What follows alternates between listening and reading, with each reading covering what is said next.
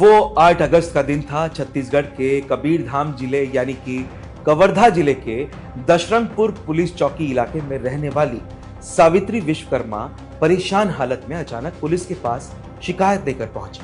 सावित्री ने पुलिस को बताया कि उनकी बेटी सपना विश्वकर्मा 27 जुलाई से लापता है। उसका कुछ अता पता नहीं चल रहा है, उसका फोन भी नहीं मिल रहा है। असल में सपना बाघामुड़ा सरकारी स्कूल में टीचर थी। शिकायत मिलते ही पुलिस हरकत में आ गई और मामले की छानबीन शुरू कर दी।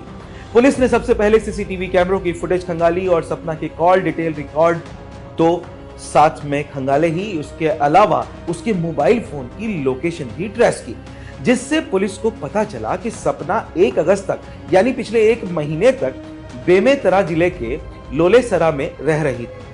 पुलिस ने वो लोकेशन ट्रेस कर ली। दरअसल वहां सपना की लोकेशन आ रही थी, वो जगह थी रघुनाथ साहू का घर। अब पुलिस के रडार पर था रघुनाथ साहू, तो पुलिस उस तक जा पहुंची। तहकीकात करने पर पुलिस को पता चला कि रघुनाथ ने अपना मकान 43 साल के राम आशीष उपाध्याय को किराए पर दिया था। उसी के साथ सपना रिलेशनशिप में थी और वो दोनों साथ लिव इन में रहते थे। जिले के एएसपी से मिली जानकारी के मुताबिक रघुनाथ साहू ने पूछताछ के दौरान पुलिस को बताया कि आशीष और सपना उसके मकान में किराएदार के तौर पर साथ रहा करते थे और दोनों के बीच अक्सर झगड़ा भी होता था। रघुनाथ ने पुलिस को बताया कि 2 अगस्त की सुबह करीब 3 बजे राम आशीष ने उसे फोन किया था। आशीष ने उसे अपने घर आने के लिए कहा था। जब रघुनाथ उस जगह पहुंचा तो आशीष ने उसे बताया कि उसने विवाद के बाद सपना की गला घोंटकर हत्या कर दी और लाश को छिपाने के लिए उसकी मदद मांगी। ये सुनकर रघुनाथ के होश उड़ गए, वो घबरा गया। अब उसे इस मामले में फंसने का डर सता रहा था, लिहाजा वो आशीष की मदद के लिए तैयार हो गया। फिर आशीष वहां से रघुनाथ साहू को अपने साथ लेकर दुर्ग जिले के भिलाई शहर पहुंचा, जहां पर उसका पैतृक घर है। वहां से उसने अपनी एसयूवी स्कॉर्पियो कार उठाई और वापस लोलेसरा में आ गया। इसके बाद आशीष और रघुनाथ ने मिलकर मौका वारदात से सपना की लाश को उठाया और एक चादर में लपेटा।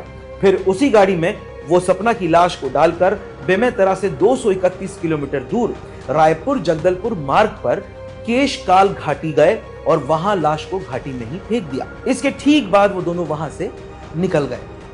कहानी यही खत्म नहीं हुई। इसके बाद रविवार को बेमेतरा में शिवनाथ नदी में एक शख्स की लाश पुलिस को मिली। पुलिस ने लाश को बाहर निकलवाया और शिनाख्त की कार्रवाई की तो पता चला कि वो लाश सपना के कातिल प्रेमी राम आशीष उपाध्याय की थी। पुलिस ने बताया कि प्रथम दृष्टया ऐसा लगता था कि उसने हत्या के मामले में गिरफ्तारी के डर से नदी में कूदकर जान दे दी। पुलिस ने बताया कि सपना की सड़ी गली लाश सोमवार को केशकाल घाटी से बरामद कर ली गई थी। इस अपराध में इस्तेमाल की गई एसयूवी कार भी जब्त कर ली गई। मकान मालिक रघुनाथ साहू को इस मामले में मदद करने के आरोप में गिरफ्तार किया गया है और इस मामले की जांच बेमेतरा पुलिस की कर रही है। ये पूरा मामला जिले में चर्चा का विषय बना हुआ है।